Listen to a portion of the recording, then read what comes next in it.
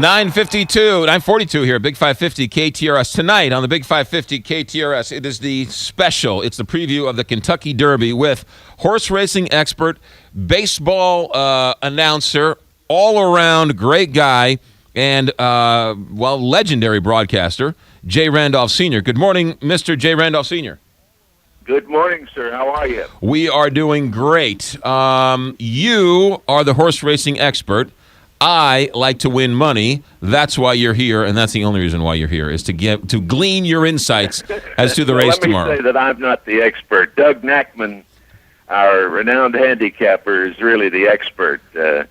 I make a few suggestions and kind of play the interlocutor role through the 30 minutes that we talk about the race. But Doug has really, over the last 10 years, made some remarkable picks, horses that paid over $60, and he's just really an amazing.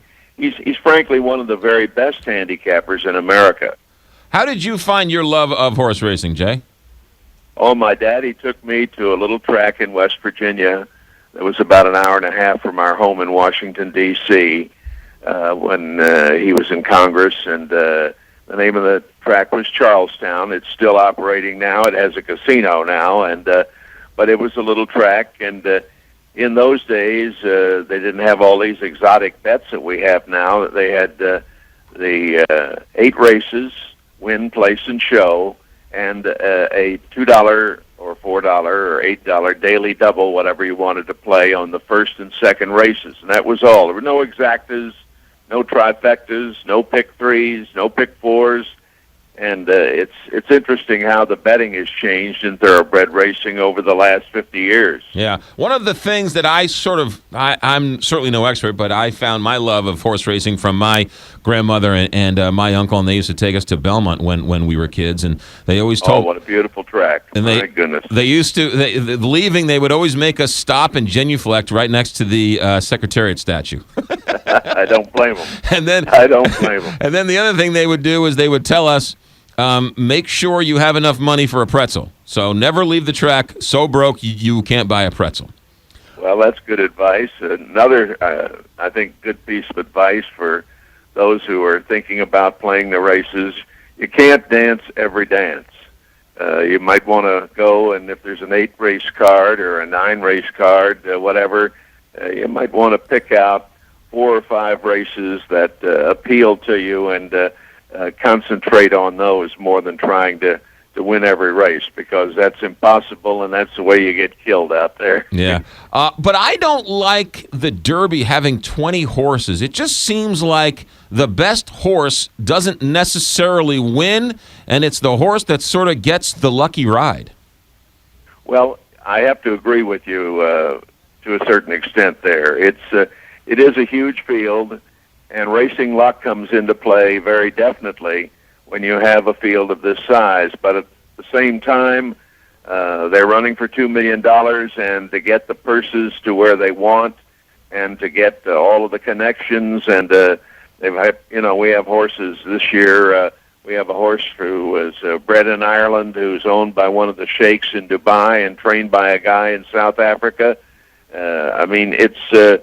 It's an opportunity with this new system that we have, the point system, to hopefully get the top 20 horses in the world who are 3-year-olds here for this race. And it is what it is. And, right now I would say from what I'm hearing that there are going to be almost 250,000 people at Churchill Downs tomorrow to watch this live, and then the television all over the world. And I say it is what it is. I could... I could see maybe you cutting it down to 15, but then people would say, well, maybe we should cut it to 10. Right. I don't know. It's part of the game. Yeah. All right. We all know about American Pharaoh and some of the other favorites. Carpe Diem, Dortmund. Who do you like for tomorrow? Well, I think probably I like Dortmund. This is a big strapping 3-year-old colt, and I will say this is one of the most competitive derbies I've seen in a long time. when I look at the numbers and add them up and everything else, I think Carpe Diem, I think Maturiality, I think Dortmund, I certainly think that American Pharaoh has a shot. A horse that I kind of like is Upstart, and we'll see how Upstart does, breaking from the way outside, and also Far Right, who is really far right in the lineup tomorrow. But, you know, I would say, McGraw, there are really and truly about 8 to 10 horses that can win this race tomorrow. Some are not going to win. I think you can scratch a number, but it's going to be fascinating to see how it turns out. Well, I'm rooting against Carpe Diem just because I can't live with Kevin Slayton if Carpe Diem wins. Well, I will say this. Carpe Diem has a great trainer in Todd Fletcher who scratched one of his horses but now has 3 in the Derby. And Carpe Diem's got a very good shot, I think. Again, though, on the inside, sometimes you can get blocked and be in real trouble for the first half mile at Churchill Downs. And it's very important if Carpe Diem is to win to get a good spot early on. And Dortmund, on the other hand, is a horse that is breaking from the 8-hole, and Bob Baffert has been perhaps the best trainer in America over the last decade. But it's going to be, you know, this year it's funny. I guess with so many horses that have a shot and so many horses that won preps very decisively, that everybody hasn't talked that much about the race because there's not one superstar in here that we could pick out right now.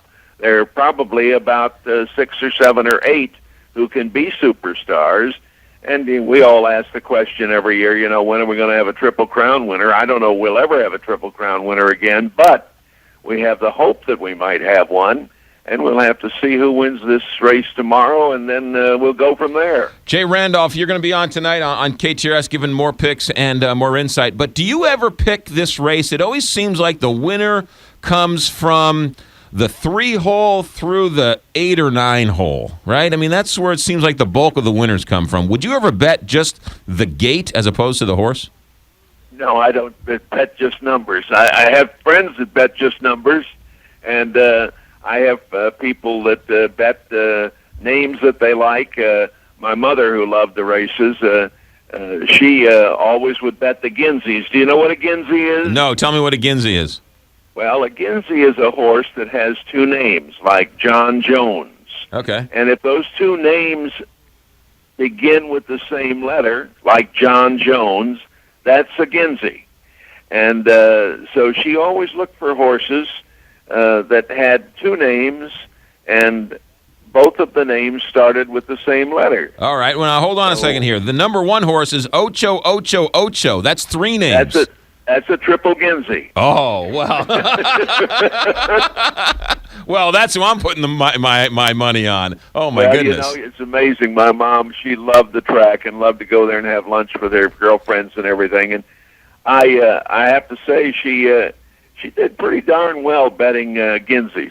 Well, that's it. I'm betting Ocho Ocho Ocho in honor of your mother. Great. That's good. All right. What time's the show tonight?